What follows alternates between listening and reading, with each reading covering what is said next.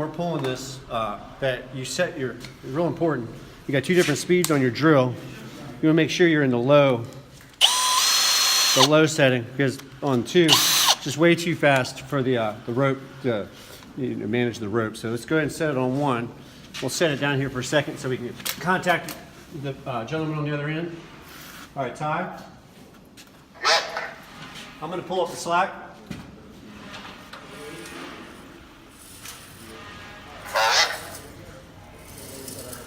Tell me when I got the head in the pipe.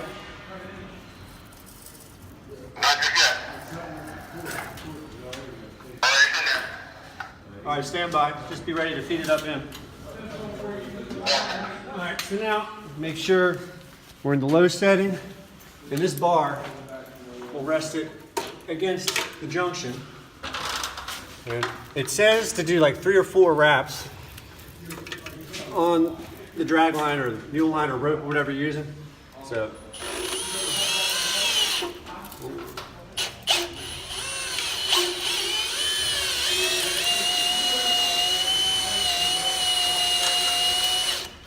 make sure it don't get on that side.